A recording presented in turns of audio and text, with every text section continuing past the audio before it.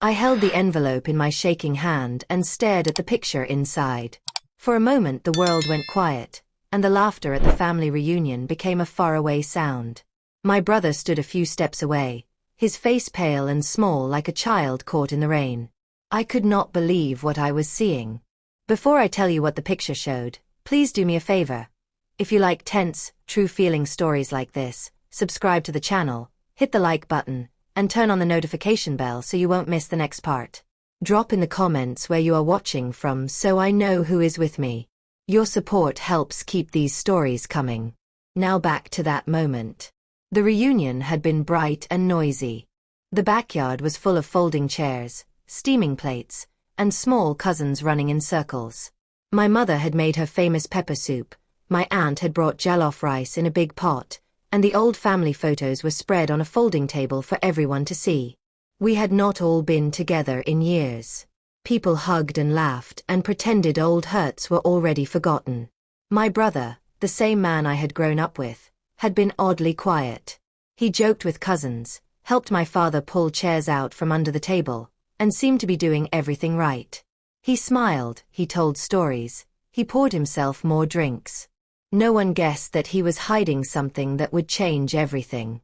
It all broke open when a gust of wind flipped over a small wooden box that had been tucked under the guest table. I went to pick it up, and my hand brushed a key chained to the box. The key looked ordinary, but when I turned it, the box slid open. Inside was a thick stack of envelopes tied with string. On the top envelope was a neat handwritten note, "For family eyes only." At that same second, my brother walked up behind me. He looked at the open box and his face went stiff. He reached out like he wanted to close the lid, but he did not. His fingers trembled. "Where did you get that?" he asked me in a voice too loud for a normal question.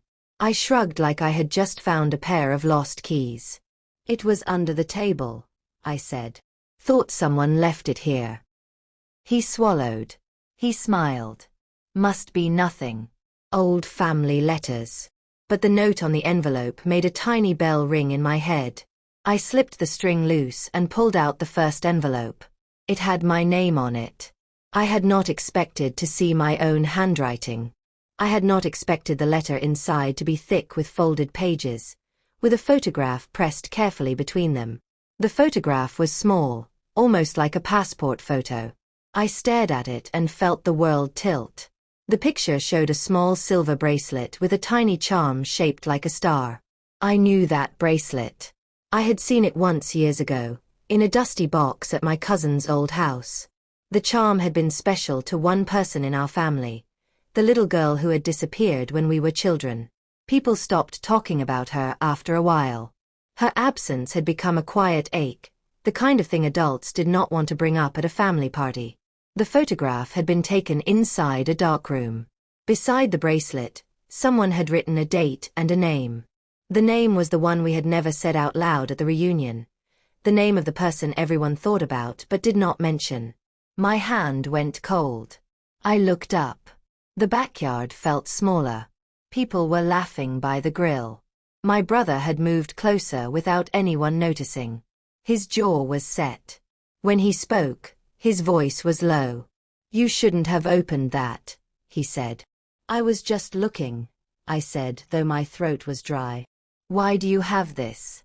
Why was it under that table?" He stared at the photo, and a shadow passed over his face like a cloud over the sun.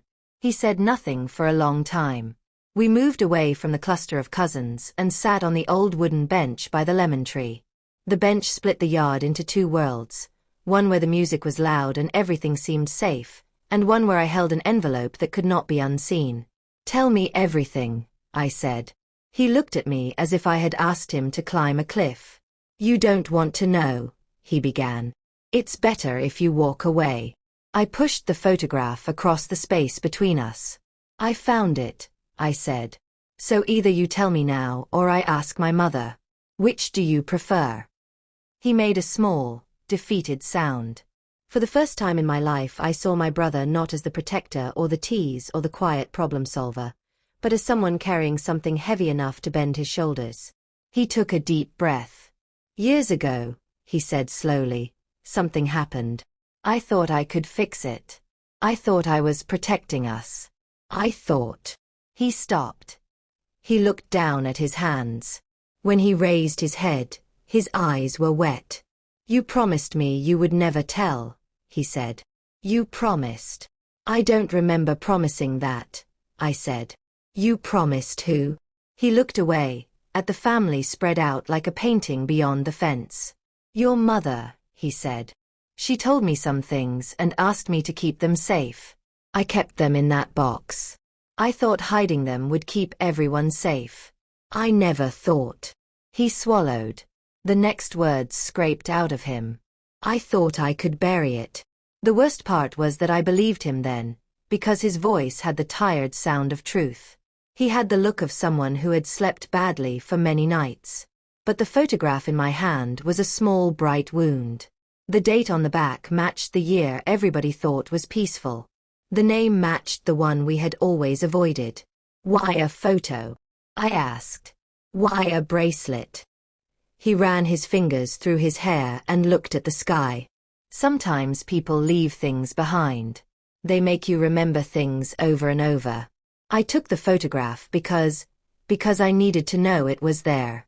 I didn't throw it away because I could not bear the thought of losing my proof that I was right to keep quiet. I did not understand. The pieces did not fit. Why would proof ever be in a box under a table at a reunion? How could my brother's secret fit into the ordinary life we had all built? He leaned forward and whispered, "It's not just the bracelet. There are names, places, a key to a storage unit. People who have been paid to forget." My heart hammered. My mouth felt dry. When he mentioned a key, I remembered the other small key I had seen tied under the box. A key leads somewhere. It opens something. It closes something. Where? I asked. He closed his eyes like he was trying to hold himself together. I will show you, he said. But you must promise not to tell anyone else. Memory ticked through me like a cold breeze.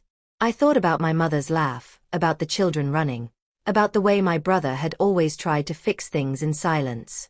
I thought about the little bracelet in the photograph. Small, ordinary, and full of meaning. I should have walked away. I should have left the secrets in their box and let the reunion be what it wanted to be.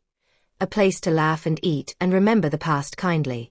But the photograph felt like a hand on my shoulder, pulling me toward the worst truth. Tell me, I said. Show me. He nodded. He reached into his shirt and pulled out a small envelope. It matched the others in the wooden box. Inside was a folded receipt from a storage place, an address, and a small brass key that looked old and heavy. I looked at the address and felt that strange, thin line all the way down my back, a fear that starts as a thought and becomes a path you cannot turn away from. My brother opened his hand, I said later in my mind, and for the first time in years his life was not his alone.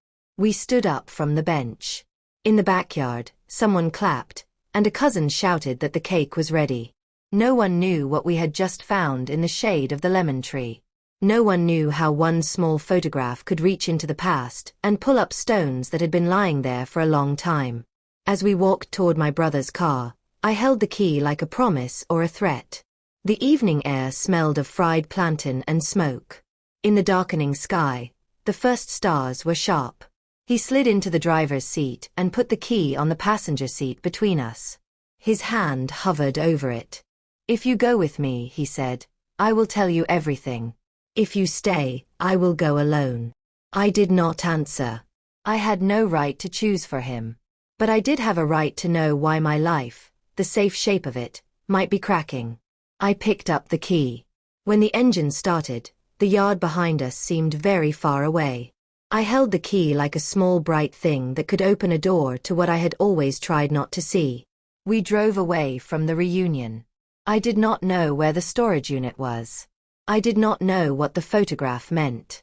I only knew that whatever waited behind that lock belonged to my past and perhaps to a danger my family had been hiding for years. The car passed under a streetlight, and the key glinted like an eye. I felt the chill of things that hide in plain sight. When we pulled up to a row of low metal doors at the storage facility, My brother got out and looked at me. He held the key up and the metal clicked in his fingers. "This door is the one," he said. He slid the key into the lock, turned it, and the lock did not open. He tried again, slower. The key stuck. He grunted and twisted hard. The lock gave with a sound like a breath leaving a held chest. We both froze. I stepped forward and pulled the door open. Inside, on a single wooden shelf, was a cardboard box. On top of the box lay something wrapped in a cloth. It looked small. It looked ordinary. My brother stared at it with a face that had been waiting years to see the truth. I reached for the cloth with hands that would not stay steady. I lifted the cloth, and the thing beneath it made me wish I had left the envelope under the table where it belonged. The moment I lifted that cloth, my breath caught in my throat. The thing hiding beneath it was small, dusty, and shaped like a child's shoe. A single shoe. Pink. Faded. With a tiny stitched star on the side. My brother stepped back as if someone had slapped him. "I told you," he whispered. "I told you we shouldn't open it." The air inside the storage unit felt heavy, like it had been locked up with secrets for too many years. I placed the shoe gently on the box and looked around. There was nothing else in the unit. No furniture. No bags. No old family items. Just one box, one cloth, and that tiny shoe. The same girl's bracelet had a star. Now here was a shoe with a star. My chest tightened. "Why is this here?" I asked quietly. "Why would someone save this?" He shook his head slowly. "I don't know. I found it years ago. I didn't know what to do. I thought maybe it was a sign. A warning. Something telling me not to push further." "Push further into what?"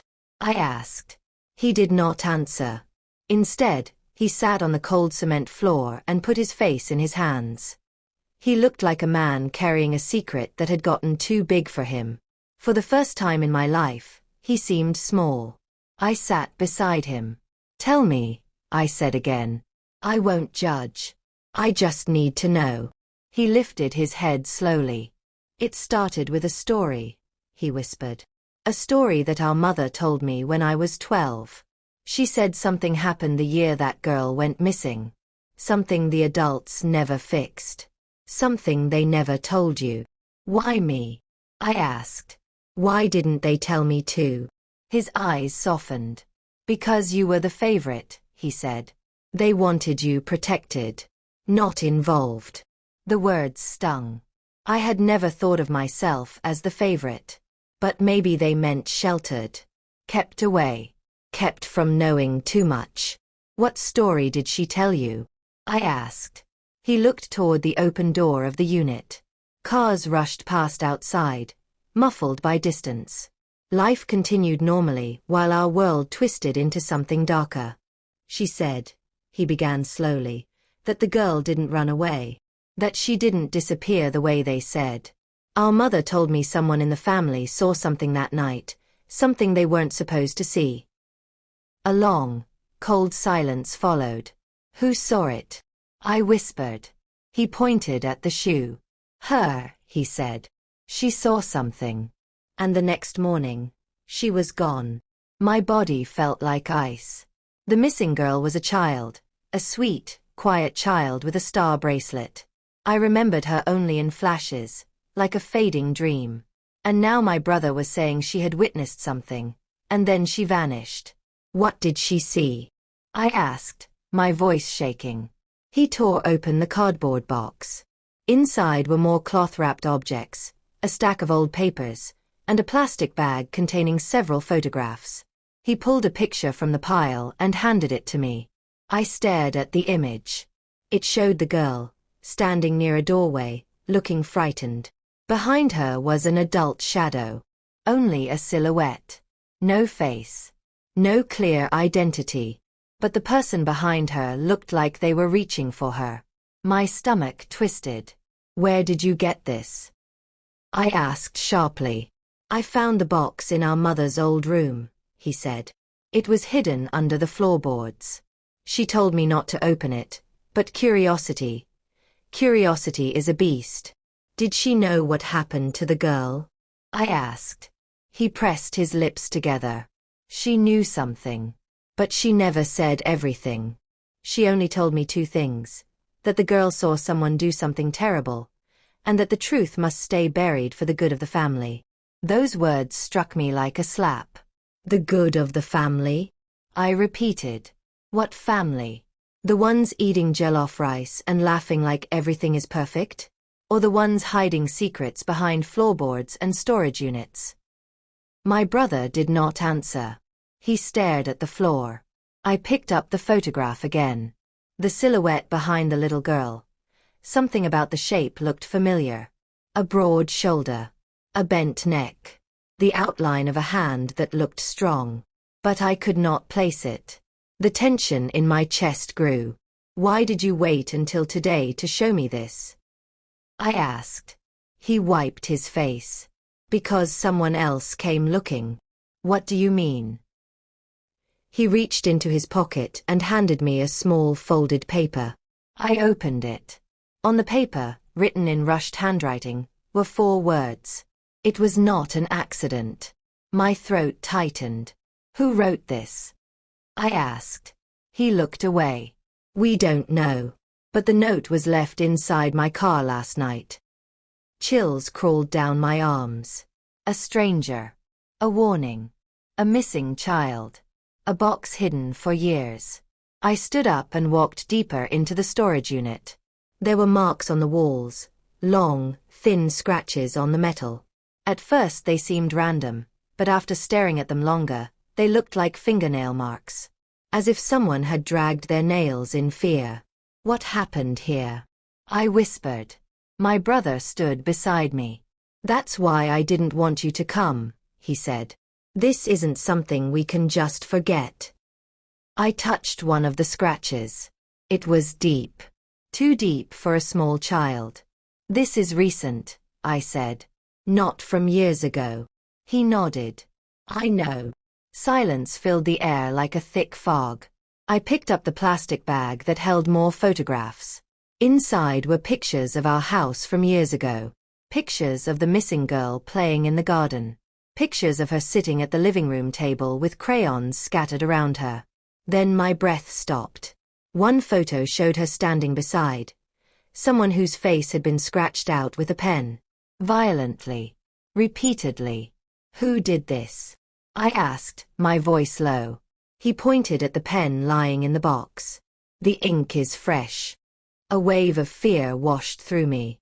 So someone came here recently, I whispered. Someone opened this box. Someone scratched out the face. He nodded once. And they might come back. The storage unit suddenly felt too small. Too dark. Too dangerous. I glanced toward the open door. The sunlight outside looked far away. We need to leave, I said. Now. But before we could step outside, a sound echoed from behind the metal units. A slow, dragging sound. Like footsteps trying to stay quiet. My brother froze. I froze too. Did you hear that? I whispered. He nodded without turning his head. Another sound followed, a soft thump, like something dropped. The hair on my arms rose. My brother gently closed the box and slid it under his arm. He grabbed my wrist. Don't run, he whispered. Just walk. We stepped out of the unit slowly. The sunlight felt blinding. The row of storage doors stretched ahead of us, silent, still, cold. We took one step, then another. Then a voice whispered from behind one of the closed units. You should have stayed away. I gasped. My brother grabbed my hand. The metal doors rattled. One of them shook violently, as if someone inside was pushing against it. My brother pulled me harder. Run, he said. And we ran. We didn't look back. We didn't wait. We didn't speak until we were inside the car with the doors locked. My heart pounded so hard it hurt. He started the engine with shaking hands. Who was that? I asked, breathless. He stared straight ahead. That, he said quietly, is the reason the truth was buried. Before I could ask another question, a loud bang hit the side of the car. The whole vehicle shook. I screamed. My brother stepped on the gas. As the car sped forward, something, or someone, smacked the rear window hard enough to crack it. I turned around just in time to see a figure stepping out from behind the row of storage units. A tall, broad figure. A familiar silhouette. The same shape from the photograph. The same one standing behind the missing girl. My stomach dropped. My voice cracked as I whispered, "I know who that is." We drove away fast, but that shadow, that face I had not yet seen, stayed burned in my mind. And when I said the name out loud, my brother's face went white. Because the person chasing us was someone we had trusted all our lives. And we had no idea what they wanted now. The tires screeched as my brother turned sharply onto the main road, leaving a long trail of dust behind us. My hands were shaking so badly I had to press them against my knees to keep them still. The cracked rear glass glittered in the sunlight like a spiderweb of danger spreading across our lives. My brother kept glancing at the mirror. "Is he still behind us?" he asked. I didn't want to look. I didn't want to see that silhouette again. But I forced myself to turn. The road behind us was empty. No cars. No figures. No tall shadowed shape walking toward us. But that didn't comfort me. It only made my fear sharper. "He's gone," I whispered. "No," my brother said quietly. "He's not gone. He's hiding. He always hides." My chest tightened. Why would he follow us? Why now? He didn't answer. Instead, he sped up until the houses blurred past the windows. I felt the weight of the cardboard box on my lap, the box with the photographs, the scratched-out faces, the tiny child's shoe. I touched the edge of the box. "We need to know the truth," I said. My brother gripped the steering wheel so tightly his knuckles turned white. "The truth," he said slowly, "might break everything we thought we knew." I stared out the window, trying to calm my breathing. The world outside looked normal. Kids skipping rope, a man watering flowers, 2 women laughing at a bus stop. But inside our car, everything felt wrong. The truth wasn't just buried. It was chasing us. "We can't go home," I said suddenly. He nodded. "I know. Because if he followed us, he knows where we live," my brother finished. That realization hit hard. The person behind that metal door at the storage facility wasn't a stranger. He wasn't a nameless shadow. He was someone with a place in our family. Someone who had been close enough to hide in plain sight. "Who else knows about the box?" I asked. My brother's face twisted. "Only one person, if he's still alive." My heart skipped. "Who?" He swallowed. "The man who built that storage unit. He used to work for our family years ago. He left suddenly. Some people said he moved abroad. Some said he ran from something. Mother never talked about him again." I frowned. "And you think he's connected?" My brother didn't respond. Instead, he slowed the car and pulled into an empty parking lot behind an old bakery. The building looked abandoned, paint peeling, windows dusty, the sign broken. "We can't drive around forever," he said. "We need a plan." I stared at him. "A plan for what?" "Somebody chased us, the window is cracked, and we just ran from a storage unit full of secrets. What plan can fix this?" He exhaled. "A plan to decide who we can still trust." Silence lingered between us. He reached across the seat and opened the cardboard box. The soft rasping sound of the flaps made my skin crawl.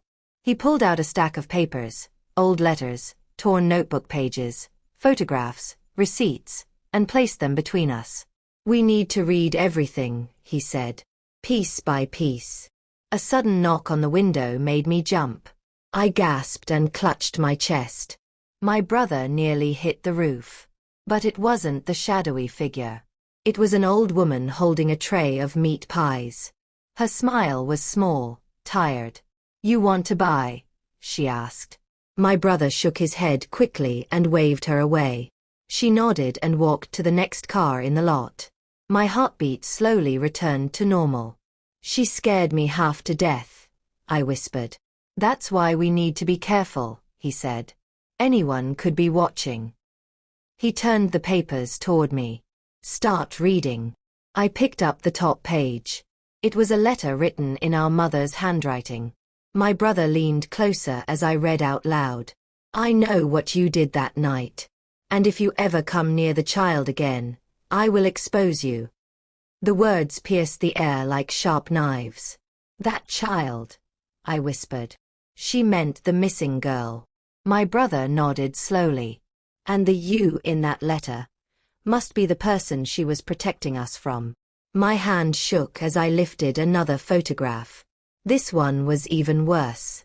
It showed the shadowy figure again, the same tall build, same broad shoulders, standing behind our family house.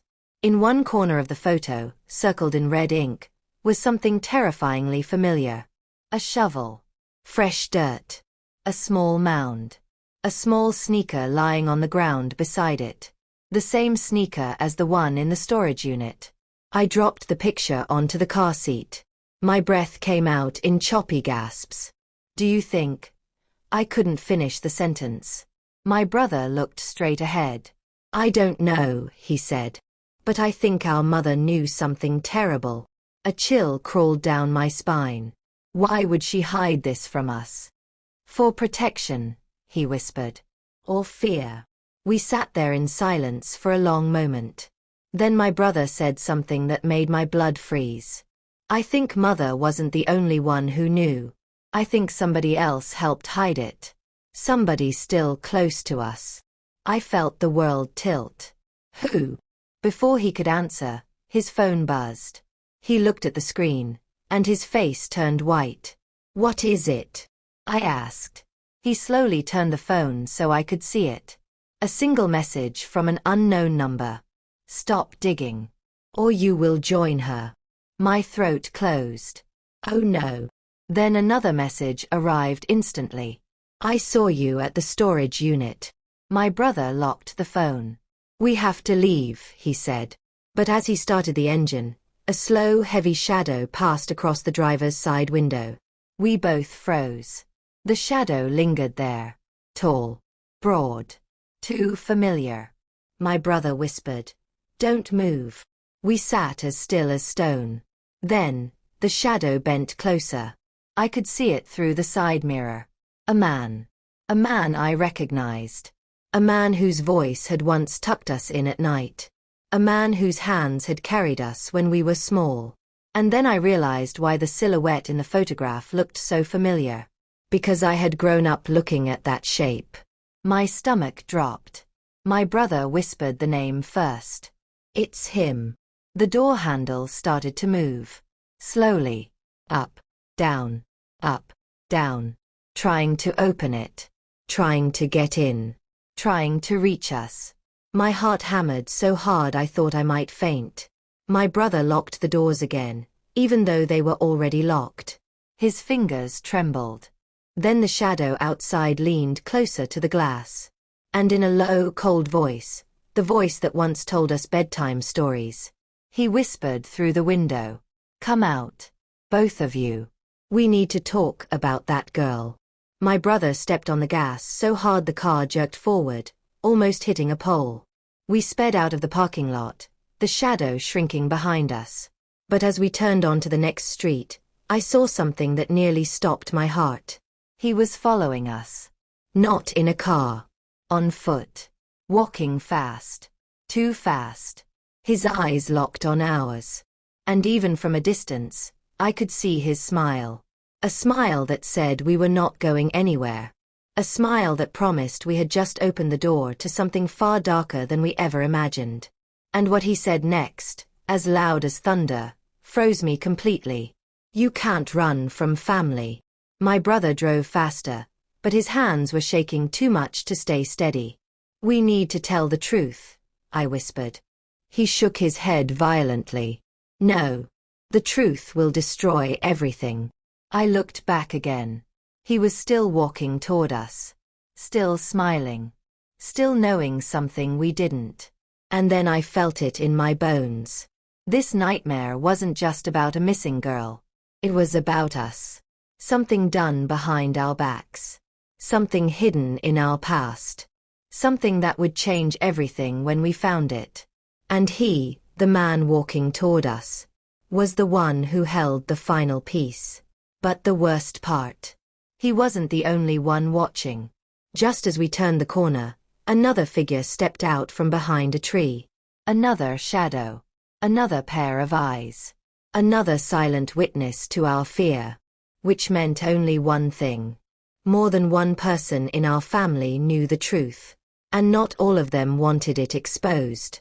But someone we trusted, had already chosen which of us would survive. And which of us would not. My brother drove so fast the engine whined like it was begging for mercy.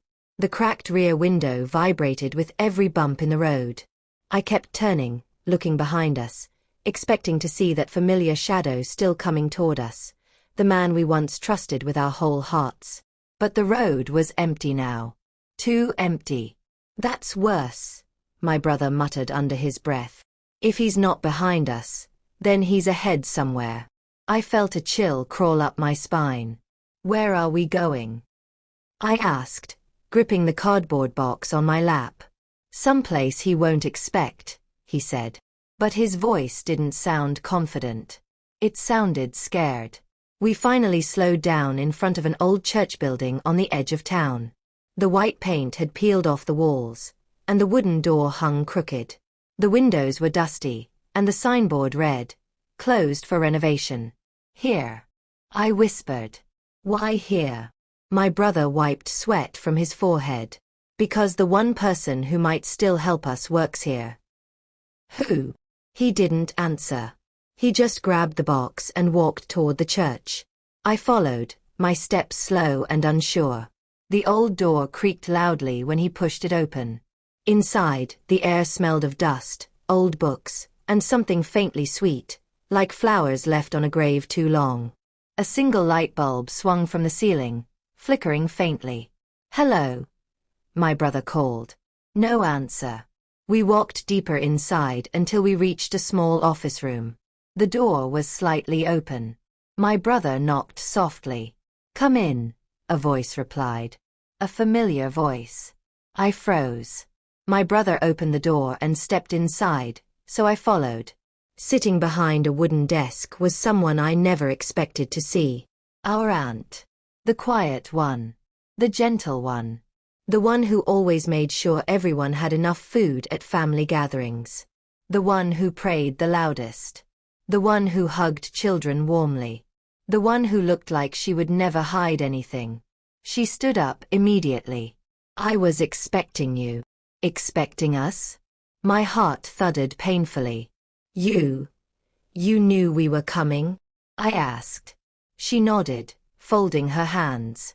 "From the moment you opened that storage unit, I knew you would not stay quiet." My brother stiffened.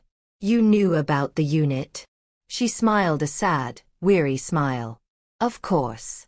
I was there the day your mother put everything inside."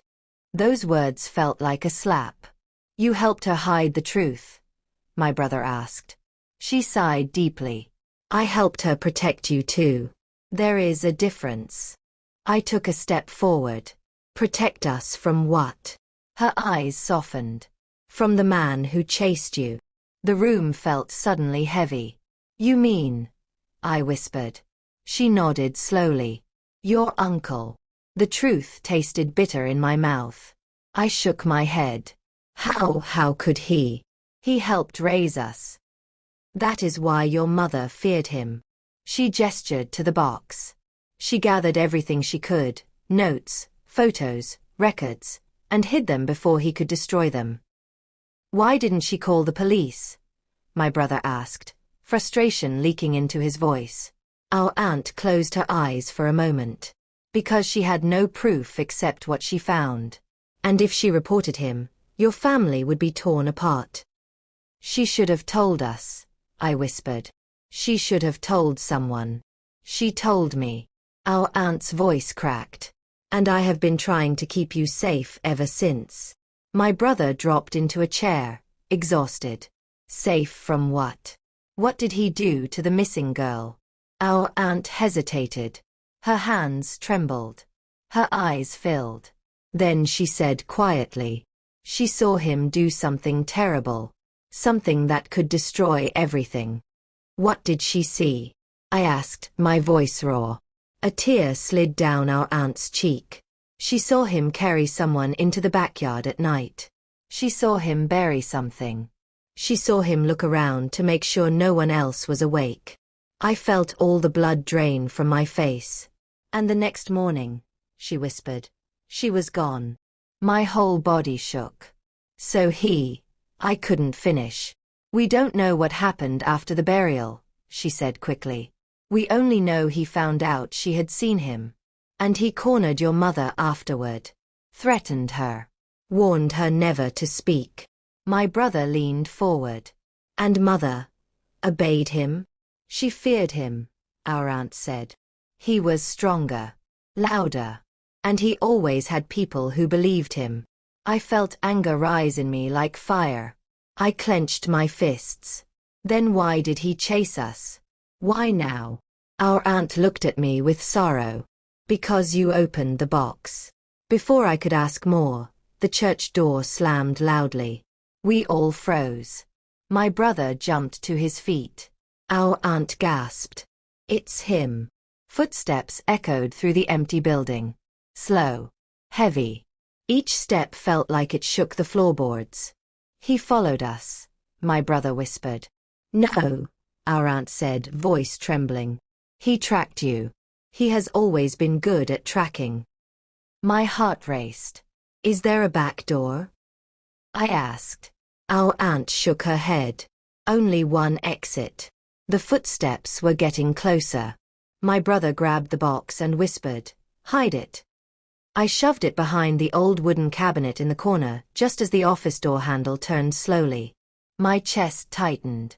I could barely breathe. The door creaked open. And instead of our uncle, someone else stepped inside. Someone I never expected to see standing behind that door. Our cousin. The cousin who always joked with us. The cousin who lived in the city. The cousin who smiled like he had nothing to hide. My heart dropped. Why are you here? I whispered. He didn't smile this time. He stared at each of us, his eyes cold and distant. Then he closed the door behind him and locked it. You shouldn't have opened that box, he said. My brother took a step back. You're working with him? Our cousin tilted his head. Working with him? No. He paused. Protecting him? Yes. My whole body froze. You knew. I choked out. He nodded. 4 years. Our aunt gasped. You promised your mother you would stay out of it. My mother died protecting a lie, he snapped. I won't let you destroy what she held together. This isn't a lie. I shouted. A girl went missing. A child. And he had something to do with it. Our cousin's eyes hardened. And you think exposing him will fix anything? It will destroy our family. It will break all of us. My brother stepped in front of me. Move away from the door.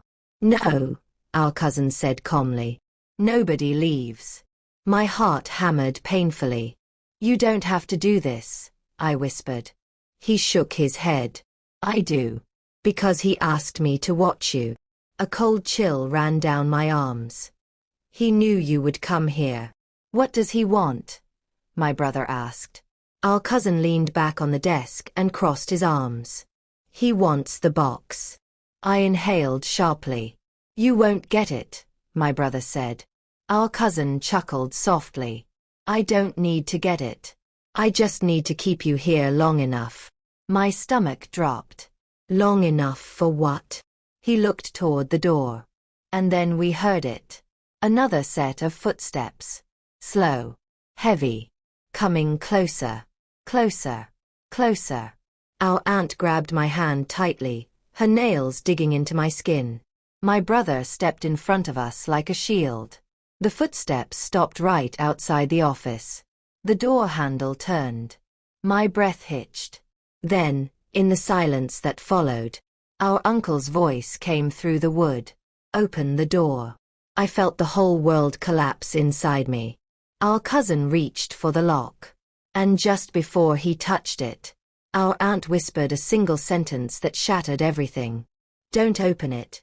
He's not the only one coming. Because someone else, someone even more dangerous, had been watching us all along. And they had finally arrived. When our aunt whispered, "Don't open it. He's not the only one coming," the sound felt like a cold stone dropped into water. The ripples reached every corner of the little office. We all moved closer together like birds in a sudden storm. The lock clicked. My cousin's hand froze over the handle. He looked at us, his face pale. "He's here," he said. "And not alone." A slow knock sounded at the church door. Not rough. Not loud. Just one steady knock, as if the person outside had all the time in the world. Our aunt's fingers dug into my hand so tight it hurt. My brother planted himself between us and the door, breathing shallow and fast. I could hear my own pulse in my ears. My throat felt dry like paper. From outside, a voice called softly, "Open up. We need to talk. There's no reason for this to get messy." Something in the voice made my stomach drop. Calm. Controlled. The kind of voice that had settled arguments when we were children. The kind of voice that made people listen without shouting. "Who is it?" I whispered. Our cousin laughed, a thin, bitter sound. "You don't have to ask." The handle turned. Slowly. The door opened a crack. The first face through the crack was older than I remembered. Deep wrinkles cut grooves into a face that had once smiled easily. Her hair was pulled back tight. Her eyes were sharp and clean like knives. It was our grandmother. She stepped in as if she owned the place, and in a way she did. Everyone in our family listened when she spoke. She had been the center of family decisions for as long as I could remember. The one who smoothed fights, the one who set rules, the one whose silence could make people tremble. Beside her walked 3 men in plain dark clothes. They were not family. They wore the kind of faces that did one job and did not ask questions. They closed the door behind them and stood like silent pillars. Our grandmother's eyes swept the room. They landed on the wooden box hidden behind the cabinet. For a moment she did not look at us at all. She looked at the cabinet, at the place where our secret lay. "You should not have come here," she said. Her voice was soft, but it held a weight that made me feel small. My brother stepped forward. "We had to know," he said. "We found things. We found a shoe. We found photos. We found proof." Her lips pressed thin. "Proof is dangerous," she replied. "Proof can cut a family clean in half. How can you protect people who hurt children?" I burst out. My voice sounded thin and small in that big empty church. She turned toward me. For the first time, I saw softness in her face, like old paper warmed up by sunlight. "I protected a different kind of hurt," she said. "I protected what was left of us. I did what I thought was best." Our cousin folded his arms. "Best for whom?" he asked. "Because someone paid with a child's life." The color left my aunt's face. Her mouth opened, then closed. For a second I thought she might speak, but she only shook her head. Our grandmother moved closer to the cabinet, her steps careful. She stopped, and for a heartbeat I saw the woman who used to hold me on her lap. Then the strong matriarch slid back into place. "Bring the box," she ordered the men. One of the men moved like a shadow and opened the cabinet. He pulled out the cardboard box with a gloved hand. The box looked smaller when a stranger held it. It looked ordinary, fragile, like any lost thing that should never have had so much meaning. Our grandmother held the box like it was a tiny animal she did not want to hurt. She opened the flaps and lifted the cloth. Inside, folded tight, sat the pink child's shoe. Her hand trembled when she touched it. There it is, she whispered. My heart beat so hard that I thought it might tear my chest. The shoe looked smaller and more ruined up close. The star on its side had faded. Dust lay in the stitches. Someone had kept it safe, or someone had hidden it well. Our grandmother closed her eyes for a moment. When she opened them, her voice was a low blade. This was never meant to be found. I took one step forward. Then why keep it at all? Why let it live in a box? She looked at me like a woman who knew more than my words. Because letting go makes it real. Hiding it keeps the chance of fixing things alive. My brother's laugh came out raw. Fix things? By lying. By keeping the truth from us. She did not answer. Instead, she reached into the box and pulled out a small folded scrap of paper. It was the same handwriting I had seen before. My mother's, quick and messy. My chest tightened as I recognized the loops and the way the letters leaned left. Grandmother smoothed the paper and read aloud, voice steady. If you open this, know that there are people who cannot be trusted. Trust me and be quiet. The room seemed to spin. Who wrote this? I asked. She looked at me like she was looking at a child playing at fire. Your mother, she said. Years ago. Then why? I started. Because your mother begged me, grandmother interrupted. She begged me to keep the family whole. She thought the world was crueler than the truth. My stomach churned. So she let a child vanish to keep peace. Our grandmother flinched as if I had slapped her. It was not only her choice. It was complicated. It was fear. It was threats. It was survival. The three men shifted. One of them moved toward the desk and set a small black box on it. It was a recorder, maybe not more than a quarter the size of my palm. Grandmother opened it. Inside was a short voice recording. She pressed play. A child's voice whispered into the dusty room. Mama. The sound was soft, thin, like a thread. It made my blood run cold. Every breath in the room stopped. Even the men's measured faces reacted. The sound was not just audio. It was a memory that hit the center of the chest and would not let go. Our grandmother closed the recorder like a knife. Her hands were shaking where she folded it. You heard that? She asked. Her voice was a whisper now, and for the first time it carried panic. That voice is proof. Someone has been listening. Someone has been keeping her voice. My legs felt weak. I sat down hard on the chair as if the floor had vanished. Where did that come from? My brother demanded. Who recorded that? Grandmother's gaze slid to my cousin. Rage flashed across his face like lightning. He was the last one who had it, she said. Before this morning. Heat rose in my cheeks. Then why are we sitting here arguing? If there is proof, why not call the police? Why keep it here? Her face crumpled for a second. Because someone in our family can make the police look the other way. Because I feared what would become of the children left behind. Because I thought I could fix things without tearing everything apart. A door at the back of the church creaked. From the dark hallway came a sound. Small, careful steps. A tiny footfall. Then another. All conversation froze. We listened. There was that soft step again, closer this time. The hairs on my arms stood straight. Something moved in the doorway. A small shadow slid into the light.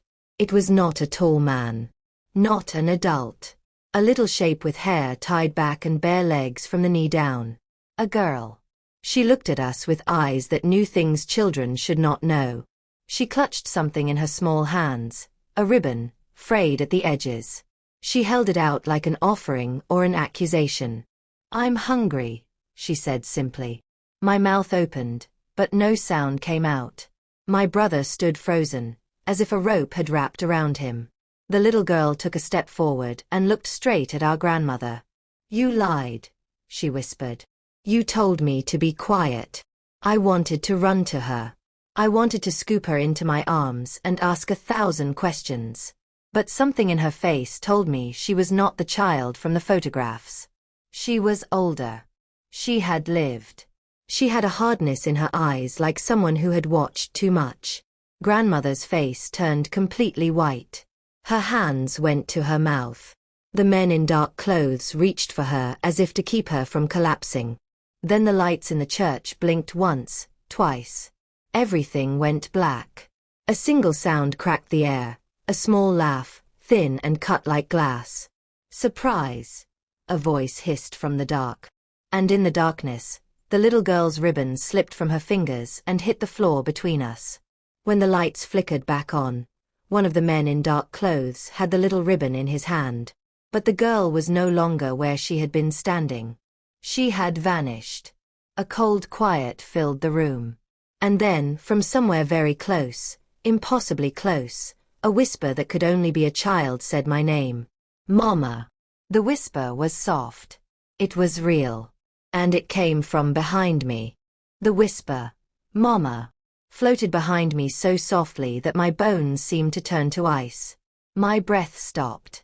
My body refused to move. I felt the hairs on the back of my neck rise, as if a tiny hand had touched me. My brother grabbed my arm. "Don't turn around," he whispered. But I couldn't stop myself. Slowly, stiffly, I turned. There was no one behind me. No girl. No shadow. Only the doorway, open just an inch wider than before, swaying gently as if someone had passed through it moments ago. But the voice had been right behind me. It was impossible. I pressed my hand to my heart, trying to slow it down, but it only sped up more. "What is happening?" I whispered. Grandmother leaned on the desk to steady herself. She looked older than she had 10 minutes ago, as if the air itself had drained her strength. "She wasn't supposed to be here," Grandmother said in a trembling voice. "They promised she would never return." "Who promised?" my brother demanded. Grandmother didn't answer. Instead, she turned sharply to the 3 men in dark clothes. "Find her. Now. Before he arrives." The men ran out instantly, their footsteps echoing through the hollow church. A door slammed somewhere in the back hall. Our cousin was still leaning against the wall, but now his bravado was gone. His arms hung limp at his sides. His face had turned gray. "That wasn't her," he muttered. "She can't just show up like that. She can't." Aunt stepped toward him. "You know something," she said softly. "Tell the truth." He shook his head. I can't say it.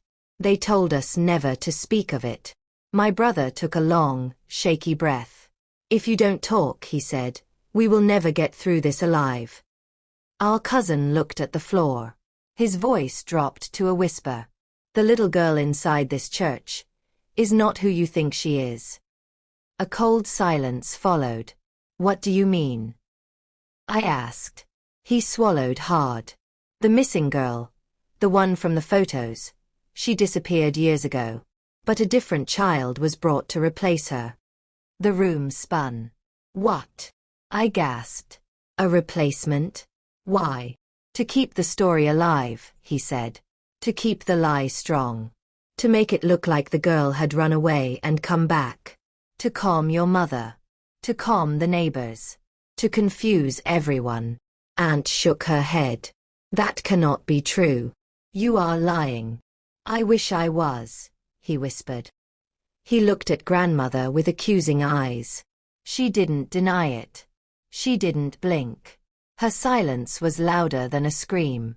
"So the child we saw, the little girl who whispered, 'Mama,' might not be the missing girl at all. But she knew the story. She knew the secrets. And she knew us." My hands shook as I whispered, "Who is she?" Our cousin looked at me. "She is someone he took. Someone he hid. Someone he raised in shadows." The air left the room. My brother whispered, "You mean?" "Yes," our cousin said. "He has had her for years." Grandmother sat down heavily and closed her eyes. "He should never have come near her," she said. "He should never have raised that child in fear." Then a sound echoed through the church again. A giggle. A small, haunting, playful sound. But it didn't come from the hallway this time. It came from above us. The ceiling beams creaked. Aunt covered her mouth with her hand. "No," she whispered. "Not here. Not now." My brother grabbed my wrist. "We have to leave." But grandmother raised a shaking hand.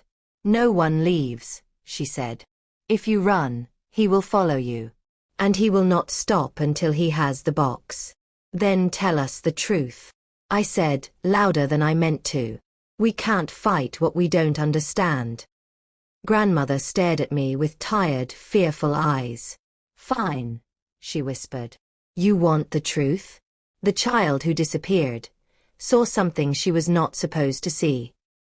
Her voice dropped lower. "She saw your uncle bury a man in the backyard." A cold wave ripped through me so fast I felt dizzy. "Yes," grandmother said shakily. "A man from outside. Someone who came to collect money your uncle owed. Someone who threatened to call the police. Your uncle panicked. He attacked him. Buried him behind the house. The little girl saw everything." My heart pounded so hard it hurt. "And to silence her," grandmother whispered, "he took her." My knees wobbled.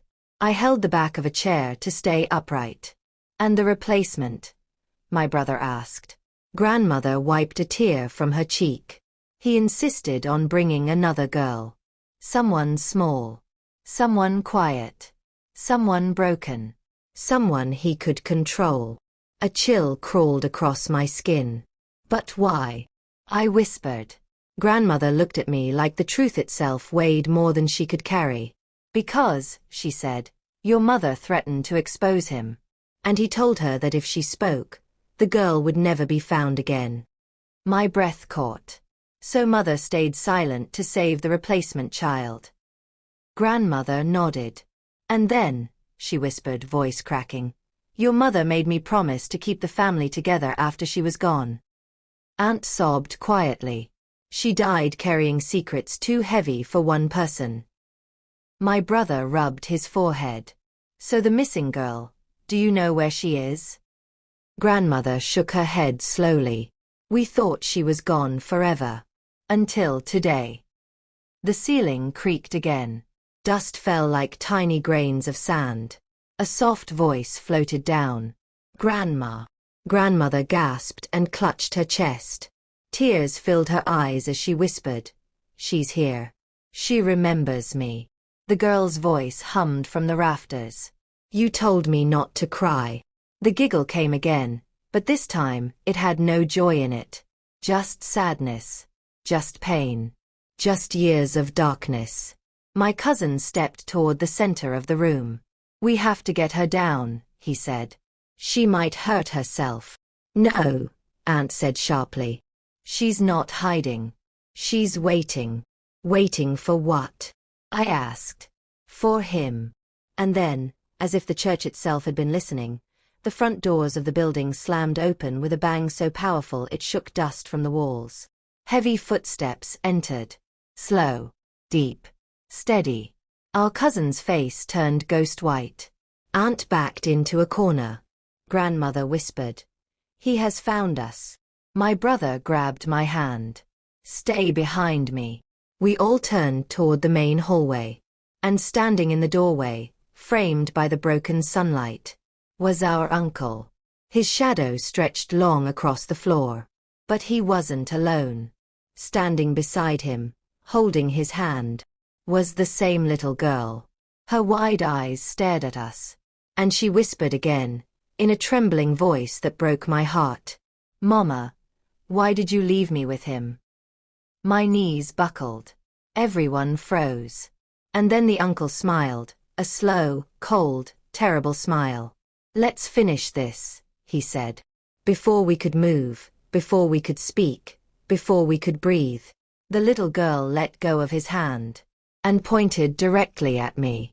"She remembers you," grandmother whispered. "She remembers everything."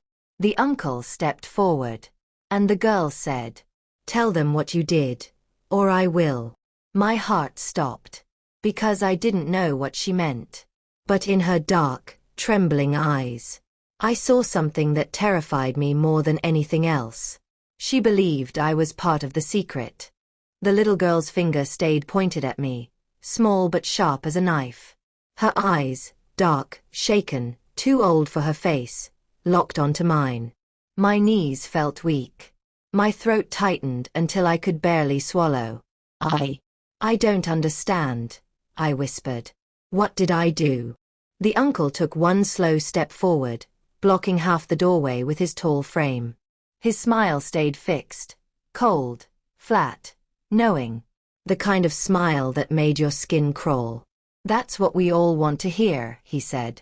Tell her, little one. The girl didn't blink. You saw, she whispered. Saw what?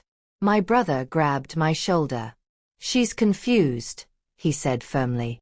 You were a child yourself. You didn't do anything. But the girl shook her head violently. Her tiny hands balled into fists. She saw, she repeated. She saw, and she ran inside and she shut the door. She left me. A cold wave rushed through me. What is she talking about? I asked, turning to the others. Grandmother's eyes dropped to the floor. Aunt covered her mouth. Our cousin took a step backward, as if he wanted no part of what was coming. The uncle's smile widened. My brother whispered, "Don't listen to him. Don't let him twist anything." But the girl spoke again, louder this time, her voice cutting through the thick air like broken glass. "You were standing at the window," she said. "The night he buried the man. The night I saw him. You saw me. You saw me standing in the yard. You looked right at me. And then you closed the curtain." My breath left me. I stared at her, my mind racing. I tried to reach for that memory, any memory, but everything was a blur. Childhood moments scattered like dust. Nights. Shadows. Fear. Running inside when adults argued. Doors shutting. Curtains drawn. I was a child, I whispered. I don't remember that. You do, she said. Somewhere inside you. You do. My stomach twisted. My hands shook. The room felt too small to hold all the accusations, all the secrets, all the ghosts. That's enough, my brother said firmly, stepping between me and the girl. She doesn't know what she's saying. She's just repeating things he told her. The uncle gave a quiet laugh. Ah, so you think I fed her a story? You think her memory is not her own? He tilted his head, his voice low and dangerous. You have no idea what children remember. Fear is a teacher. Silence is a cage. The girl's lip trembled. She left me outside with him, she whispered. She left me alone. Aunt stepped forward, voice shaking. Sweetheart, whoever you are, listen to me. That day, no one knew what was happening. Everyone was scared. The little girl snapped her head toward Aunt. You knew too, she said. All of you knew. Another door slammed somewhere in the back of the church. The men in dark clothes had returned. One shook his head at grandmother. No sign of her, he said. We have her, the uncle said calmly, tightening his grip on the girl's shoulder. She came to me. She always does. The girl winced, but didn't pull away. My heart pounded. Let her go, I said. She's afraid. She's finally telling the truth, the uncle replied. And the truth is what you all claimed you wanted. My brother clenched his fists. You took that child. You broke her life. And now you want to use her to blame us. The uncle shrugged. Blame is a funny thing. It always finds a home. The girl looked between us. Her face softened for a moment as if she recognized something familiar. A memory, a voice, a kindness from long ago, but then the hardness returned. You saw me, she whispered again, pointing at me. I was crying. I asked you to open the door. But you closed it. You left me with him. My breath hitched. A faint memory flickered in my mind, a dim hallway, a cold night, the sound of muffled crying outside. A shadow passing by the window. Me pressing my hands over my ears because the grown-ups were shouting about something I didn't understand. I swallowed. I didn't know, I whispered. I didn't know what was happening. I didn't know someone was in danger. Her eyes filled. But you saw me. I opened my mouth, closed it, then opened it again. I don't remember seeing you. But if I did, if I really did, I was scared too. I was just a child. She seemed to waver, just a little. Her shoulder softened. The hurt in her face changed into confusion. She glanced up at the uncle, then at grandmother, then back at me. Someone told me you left me, she whispered. My brother stepped forward. Who told you? At that moment, the church lights flickered again. One long, slow pulse of electricity that dimmed the room and then brightened it. The girl jumped. The uncle placed a heavy hand on her head. Enough questions, he said. You've heard her side. Now you know your guilt. My cousin snapped suddenly. Stop it. Stop twisting everything. You did this. You caused all of this. The uncle's face changed. His smile melted. His eyes turned sharp. You think I'm the only one to blame? He asked softly. You think the rest of the family is innocent? He looked at grandmother, then aunt, then my cousin. One by one, they looked away. My chest tightened. What else are you hiding? Grandmother whispered. Not now. No, I said firmly. Now. The uncle chuckled. She wants the truth. Fine. He pointed slowly at grandmother. She knew what I buried. Grandmother's knees buckled. Aunt rushed to hold her up. She told me to hide it far from the house, he continued. She said the family could not survive another scandal. Grandmother shook her head weakly. I did it to protect the children. You protected me, the uncle corrected, smiling again. There is a difference. He turned to Aunt. And you, he said. You were the one who erased the face from the photograph. The girl saw you do it. She never forgot. Aunt collapsed into a chair, covering her face in shaking hands. My cousin stepped forward, anger burning in his eyes. Say one more lie. The uncle raised a single finger. And you, he said, know exactly who left that note in your brother's car. My brother's eyes snapped wide. What note? The cousin froze. My mind raced back to the message we found. It was not an accident. You wrote it? My brother asked. Our cousin looked at the floor. His silence said everything. The whole room shook with the weight of betrayal. The uncle laughed softly. You see. You all played a part. Big or small. You helped bury the truth. I could barely speak. My voice came out thin. And the girl. What did she do? The uncle turned to her, kneeling slowly so he was at her height. She tried to survive, he said softly. That was her only crime. The girl pressed her face into her hands. I don't know what is true anymore. Let her go, I whispered. The uncle straightened, eyes going cold again. No. But before he could say more, a loud crash came from the door behind him. Something, or someone, tore it open so hard the wood splintered. The uncle spun around. A dark figure filled the doorway. But it was not a family member. Not one of the men. Not the little girl. It was someone none of us expected. Someone who should not have been alive. Someone whose face we had only seen in photos. The missing girl herself. Older now. Alive. And furious. She stepped into the room and pointed at the uncle. You took my life, she said. Now I want it back. The little girl screamed. Grandmother fainted. Aunt dropped to her knees. The men reached for their weapons. My brother pulled me behind him. And the uncle, for the first time, looked afraid. The truth wasn't just rising. It had arrived. The room froze. The missing girl, the real one from the photographs, the one everyone thought had vanished forever, stood in the doorway like a storm wearing human skin. Her hair was tangled, her clothes worn, her eyes burning with a rage that made even the men in black step back. The uncle's breath hitched. "You," he whispered. "That's impossible." But she took another step forward, her voice low, steady, and sharpened by years of silence. "You took my life," she repeated. "Now I'm taking it back." The little girl, the replacement, clung to the uncle's leg, trembling. She looked from him to the older girl, confusion twisting her small face. Grandmother collapsed fully onto the chair, whispering prayers under her breath.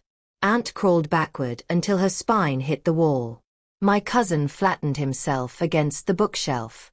My brother moved in front of me again as if his body alone could shield me from a truth bigger than any of us. The uncle tried to speak, but the missing girl raised a hand and he went quiet instantly. Not because he obeyed her, but because he finally understood something. She wasn't afraid of him anymore. The older girl stepped further inside, her gaze sweeping across the room, landing on each of us one by one. When her eyes reached me, she paused. Something flickered in her expression. Recognition? Pain. A memory that hurt too much to hold. "You remember me," she said quietly. My breath caught. I don't know if I do." "You do," she insisted. "You saw me that night. And you ran inside. But you were a child. I don't blame you." Her voice softened, but only for a moment. Then she turned back to the uncle. "But I blame you." The uncle lifted his hands slowly, palms up, a fake gesture of peace. "Let's talk," he said. "We can fix this. I can explain." "You can't explain 12 years of lies," she snapped. "You can't explain the backyard. You can't explain the threats. You can't explain why you took me."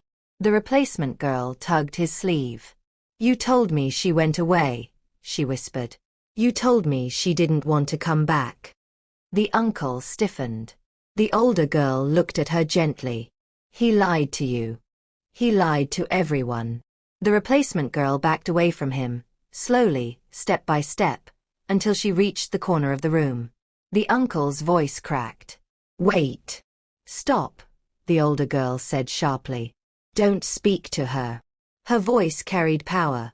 Years of anger hardened into something unbreakable. The uncle finally snapped. His mask fell. His calm vanished. And the real monster appeared. "You think you can just show up and accuse me? After everything I did for this family?" Grandmother sobbed. "Everything you did was for yourself." He ignored her. "She ran," he shouted, pointing at the older girl. "She ran out of the house. She followed me. She wasn't supposed to see." "She didn't run," the older girl interrupted. "You dragged me outside." The room fell dead silent. Aunt covered her face again. My cousin whispered, "Oh God! Oh God!" "You were shouting at someone," the girl continued. "A man in a brown jacket. I watched you hit him. I watched him fall. I watched you bury him. And when you saw me, you grabbed me." The uncle shook his head violently. "Lies. You carried me," she said, voice rising. "You took me to an old shed. You locked the door. You said no one would believe a child." Her voice cracked on the last word. "And you were right," she whispered. Aunt screamed into her hands. Grandmother fainted again. Even the men in dark clothing looked shaken.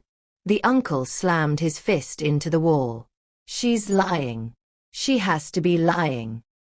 But the replacement girl stepped forward, trembling, voice tiny. He told me he saved you," she said to the older girl. "He told me you were dangerous." The older girl crouched down and held out a hand. "Sweetheart, listen to me. You are not to blame. None of this is your fault." The replacement girl's eyes filled with tears. "I didn't know." The uncle lunged toward them. My brother moved first. He grabbed a chair and slammed it into the uncle's path. The uncle stumbled back, rage twisting his face. You stay away from them, my brother shouted. The uncle roared, a sound so raw and violent that it made my stomach flip. He charged again, this time toward my brother. But before he could reach him, the older girl stepped directly in front of him. He froze. Not because she was stronger, but because he saw something in her eyes that scared him. You can't hurt anyone anymore, she whispered. Not me. Not her. Not them. The uncle's face twisted. You don't know what you're saying. You don't know what happens if this gets out. The police, the family, everything will collapse. Good, she said simply. Behind us, grandmother lifted her head weakly, voice thin as paper. She's right. The uncle snapped toward her. You don't get to judge me. But I do, she whispered. Because I helped hide your sin. Everyone stared at her. Grandmother swallowed, tears sliding down her cheeks. I helped you bury the evidence. I helped push my own granddaughter into darkness. My heart stopped. You what? My brother whispered. Grandmother broke. The weight of decades crushed her. I did it, she said. I helped him. Why? I choked out. She looked at us with an expression so broken it didn't look like her anymore. Because I didn't want the family to fall apart. Silence. Pure, cold silence. The older girl stood tall. You didn't protect the family, she said. You protected him. Enough, the uncle shouted. He reached behind his belt. One of the men yelled, Wait! But it was too late. The uncle pulled out a small rusted gun, a weapon old enough to smell of oil and dust. Aunt screamed. My brother pushed me behind a pew. The older girl didn't flinch. She stared at him with a calmness that chilled me. You're not going to shoot me, she said. The uncle didn't blink. I did what I had to do once. I will do it again. The girl raised her chin. Then why were you shaking the last time you held that gun? His hand trembled. Slightly. But enough. Then she said something that made the room spin. You aren't the only one who remembers that night. My heart thudded. Who else? Her eyes shifted. To someone behind me. Someone I hadn't expected. Someone who had remained silent through the entire argument. Someone who now stepped forward with a quiet strength. The replacement girl. She opened her palm slowly. And in her hand was the bracelet with the star charm. The bracelet from the photographs. The bracelet of the original missing girl. The room gasped. The older girl's eyes widened. Grandmother covered her mouth. The uncle stepped back, color draining from his face. My brother whispered, How did she get that? The replacement girl walked toward the older girl and placed the bracelet into her hand. I kept it, she said. Because it was the only thing in the house that felt safe. The older girl's voice trembled. You took it from him? No, the replacement girl whispered. I took it from the place he left you. My stomach dropped. The place he left her? I repeated. What place? The replacement girl looked at me. And in her voice, small, shaking, she said, The one you found that night. The one you ran from. The one he thinks you forgot. My heart stopped. I couldn't breathe. Because suddenly, a memory flashed. A door. A smell of dirt. A faint cry. A shadow behind me. I staggered backward, my head spinning. My brother caught me. What do you remember? He whispered urgently. But I couldn't speak. Because I remembered a door I closed. A door with something. Someone. Crying on the other side. The older girl's eyes locked onto mine. You were the last person who saw me before he took me, she said softly. My world shattered. And the uncle, seeing my face, seeing my memory return, raised the gun again. No more, he shouted. No more truth. But before he could pull the trigger, someone else burst through the back door behind him. Not a man. Not a woman. A police officer. And behind him, several more. The uncle spun around in shock. The older girl smiled, a tired, broken smile. I didn't come alone. Chaos erupted. The gun fired. Screams filled the church. And everything went black. When I opened my eyes again, someone was lying on the floor. Someone was bleeding. And the truth, the full truth, was finally about to come out. The real question was, who survived the shot? A sharp ringing filled my ears. High, painful, loud enough to swallow the world. For a moment, I couldn't see anything. Just white light, blurred edges, silhouettes moving like shadows underwater. Then the sound rushed back. Screams. Footsteps. Someone shouting, "Get down!" My vision cleared in pieces. The church was chaos. The officers had stormed in, shouting commands. Dust floated in the air like it had been shaken loose from the ceiling. Aunt was curled beneath a pew, crying into her hands. My cousin was yelling something I couldn't hear clearly. Grandmother lay slumped but breathing, held by one of the men in dark clothes. My brother was beside me, shaking my shoulder. "Are you hurt? Talk to me. Look at me." Pain throbbed at the side of my head, but I managed a small shake. "I'm okay, I think." Then I saw the blood. A dark, shiny pool spreading across the floorboards near the pulpit. My heart stopped. Someone was lying in that blood. Someone face down. Someone not moving. I grabbed my brother's arm. "Who is that? Who is that?" He looked too, eyes wide with fear. I don't know yet." A police officer stepped in front of us. "Stay down," he ordered. "No one moves until we secure the suspect." The suspect. The uncle. I scanned the room desperately. Where was he? The officers had him pinned against the far wall, two holding his arms, one grabbing the gun from his hand. His face was twisted, red, furious, but not injured. So the blood wasn't his. My stomach turned. The older girl, the real missing girl, kneeling beside the fallen body, her hands shaking as she tried to turn them over. "No," she whispered. "No, no, no." I crawled forward despite two officers trying to block me. My brother followed. When the older girl finally turned the body, I gasped so hard it hurt. It was the replacement girl. Her small wrist lay limp across the wooden floor, the bracelet missing, now on the older girl's arm where it belonged. A thin line of blood streaked her dress. Her breathing. It was shallow, uneven. But she was alive. Barely. The older girl pressed her hands against the bleeding wound on the child's shoulder. "Stay with me," she whispered desperately. "Stay with me, sweet girl. You're safe now. You're safe." The child's eyelids fluttered weakly. Her voice was soft as dust. "I didn't want him to hurt you. Again." Tears blurred my vision. She had thrown herself in front of the bullet. The older girl's hands trembled. "Why would you do that?" The replacement girl managed a weak smile. "Because you were the only one who wasn't afraid of him." The older girl's face broke. "I was terrified of him." "But you fought anyway," the girl whispered. My chest tightened painfully. The uncle struggled against the officers, shouting, "Let me talk to her. Let me." One officer slammed him harder against the wall. "Stay down before we restrain you permanently."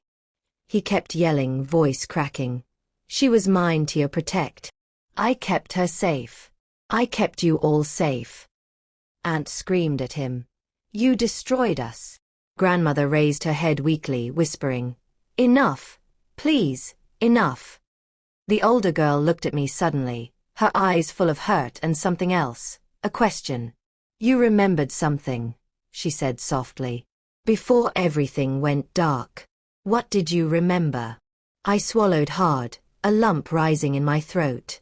It was blurry, but the shapes were returning. Shadows behind a door. A faint cry. A voice saying, "Go inside." Don't come out. Me pulling the door closed. Even though I sensed something was wrong. I shook my head. I'm not sure. I was scared. I was told to stay away. The older girl looked away. But not in anger. In sadness. You were a child, she said quietly. You shouldn't blame yourself. For a moment, time slowed. Then officers lifted the little girl gently onto a stretcher. She whimpered in pain, and the older girl followed beside her, refusing to leave her side. Before the stretcher could be carried out, the older girl turned to me again. And she said something that stabbed straight through my heart. You didn't close the door to hurt me. You closed it because they told you to. So blame them. Not yourself. I nodded, tears falling silently. But then, something shifted. The uncle suddenly stopped struggling. His eyes narrowed. And he began to smile. Not the angry smile from before. A different one. A quiet, knowing smile. My brother noticed it too. Why is he smiling? He whispered. The uncle looked straight at me. Then at my brother. Then at the older girl. And he said, you still don't know the whole story. My cousin stepped forward angrily. You buried a man. You kidnapped a child. What more can there be? The uncle laughed. A deep, chilling sound. Oh, there's more, he said. Much more. The room fell still. Officers glanced at each other warily. The older girl froze beside the stretcher. Grandmother whispered, no, please don't. But the uncle continued, voice calm now, almost relaxed. That man I buried wasn't the only one who died that night. Every head turned toward him. His smile widened. Someone else was in the yard. Watching. Following. Trying to stop me. My heart stopped. The older girl's face paled. He raised his chin. And that someone was a member of this family. A deep, terrible silence filled the church. Aunt whispered, shaking, you're lying. But the uncle shook his head slowly. No. I buried 2 secrets that night.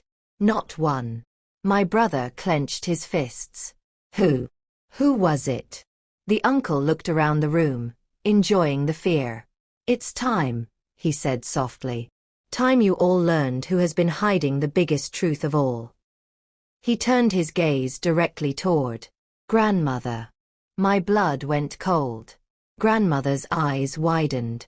Her hands trembled violently. No, she whispered. No, no. The uncle chuckled darkly. Tell them, he said. Tell them whose footsteps you heard that night. Tell them who chased me with a shovel. Tell them who tried to stop me. Grandmother began to sob. Violently. Uncontrollably. Aunt screamed. Mama, what is he talking about? Grandmother shook her head, hands in her hair, tears streaming. It was an accident, she cried. I didn't mean to. I didn't know. The uncle shouted. Tell them who tried to kill me that night. Grandmother's voice cracked violently as she screamed. It was your mother. My heart slammed against my chest so hard it hurt. My mother. My mother. My mother had been there. She had been part of it. She had fought him. She had seen the truth. She had tried to stop him. And she had hidden it from us all. The room spun. The officers stood frozen. The older girl stared at me as if seeing me for the first time. My brother sank to his knees. But the uncle wasn't finished. Not even close. He leaned forward, eyes burning into mine. And if you want the whole truth, he said softly, you'll need to know what your mother did with the second body. The second body. The second burial. The second secret. You think you've heard the worst, he whispered. No. He smiled. And everything in his face went cold. The room fell into a silence so heavy it felt like the air had turned to stone. The uncle's words, what your mother did with the second body, hung above us like thunder waiting to strike. My brother knelt on the floor, hands tangled in his hair. Aunt leaned against the wall, shaking and sobbing. My cousin paced in circles, muttering, "This can't be true. This can't be true." The older girl, the real missing girl, stood beside the stretcher holding the replacement child's hand. Both of them stared at grandmother, waiting for her to speak. Grandmother's face was drained of all color. Her lips trembled. Her hands shook violently in her lap. I took a slow step toward her. "Grandma," I whispered, "please, tell us the truth." She closed her eyes and breathed shakily, like the past was trying to choke her. Then she said, "Yes, it's true. Your mother was there that night." The uncle laughed quietly. The sound echoed through the church as officers tightened their hold on him. "Tell it, old woman," he said. "Tell them everything you buried." Grandmother nodded weakly. Tears slid down her cheeks. "She heard the man shouting in the yard," she said. "She went outside to see what was happening. And she saw your uncle arguing with that stranger, then fighting him, then killing him." The older girl stiffened, eyes burning with memories. Grandmother continued, voice shaking. "Your mother screamed. She tried to run back inside. But the little girl, the missing child, was already outside. She had seen everything." I swallowed hard. And then, grandmother buried her face in her hands. "Your uncle grabbed the little girl to silence her. Your mother tried to stop him. She hit him with a shovel. She fought him with everything she had." The uncle spat on the floor. "She fought like a demon." Grandmother nodded. "But she couldn't save the girl. He took her away." The older girl's eyes glistened. "I remember her," she whispered. "Your mother, she tried.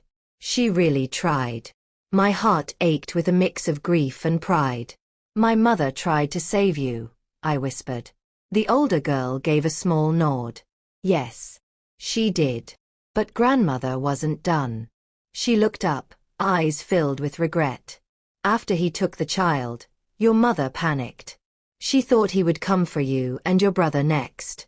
So she ran into the woods to hide the second body." I blinked. "Second body? Whose second body?"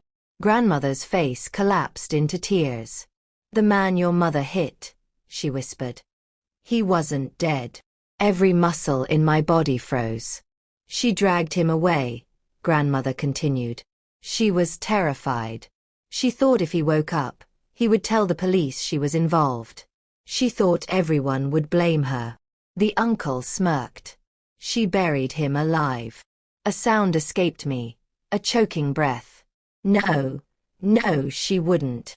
She didn't know he was still alive," grandmother said quickly. "She was acting out of fear. She believed she was protecting her children, protecting the family. She was shaking, crying. She wasn't thinking." My brother pressed his forehead to the floor. "So Mom hid the body?" Grandmother nodded weakly. "She hid him in an old hollow tree stump deep in the woods. She covered him with leaves, dragged logs over the opening. She told me later, after everything calmed down. She begged me to help her keep it secret." The uncle laughed again. "And when the man finally died, they blamed me." "You killed the child," Aunt snapped back through tears. "You destroyed everything. You deserved blame." The officers tugged him back. "Enough," one barked. But the damage was done. The truth, the full truth, was finally laid bare. Our family had been built on 3 graves. 1 man killed by the uncle. 1 man buried alive by our mother. 1 child stolen and hidden for years. I couldn't breathe. The older girl took a shaky step toward grandmother. "Why didn't you tell anyone?" Grandmother sobbed. "Because your mother begged me. She said the truth would destroy both families, his and ours. She said children would grow up without parents. She said the police would believe the worst." "Fear," the older girl murmured. "Fear kept all of you silent." The replacement girl whimpered on the stretcher. "I don't want him to take anyone else," she whispered weakly. A police officer leaned over her. "He won't," he said softly. "We're taking him away." The uncle suddenly snarled and lunged forward. "You think you know everything? You think this is over?" But officers slammed him to the ground, handcuffs biting into his wrists. "This is only the beginning," he shouted. "When the police dig up those woods, they'll find what you did," my brother snapped. "And what your mother did," he hissed at me. "And they'll decide who deserves freedom." His words stabbed deep. My mother's shadow now stood beside his. But then the older girl turned to me. She walked right up and placed the bracelet, her bracelet, into my hand. "You are not your mother's sins," she said firmly. "And she was not a monster. She tried to save me. She lost the fight. That doesn't make her evil." Tears poured down my face. "So what now?" I whispered. The older girl looked around the room, at the wounded child, at my broken family, at the police wrestling the uncle into restraints. "Now," she said, voice calm and strong, "we tell the truth. All of it. No more secrets. No more hiding." Officers escorted the uncle out, shouting warnings as he continued to scream and curse. Paramedics carried the replacement girl outside, the older girl holding her hand the entire way. My brother hugged me tightly. Aunt leaned against the wall, exhausted. Grandmother stared at her shaking hands, whispering apologies to no one and everyone. Then a police officer stepped forward. "You'll all need to come with us," he said. "We need full statements. Every detail. It's time to clean this up." For the first time in years, the truth was walking out into the light. And so were we. As we stepped out of the church into the bright burning day, I held the bracelet tightly. The little star charm glimmered in the sunlight, a small reminder of a girl who survived the darkness, and another who tried to replace her. And I whispered to myself, "It ends here." Because the nightmare wasn't ours anymore. It belonged to justice. If you want more emotional, powerful, and eye-opening stories like this, make sure you subscribe, like, and turn on the notification bell so you never miss a moment. Let me know where you are watching from in the comments. Your support helps bring more stories to life. See you in the next one.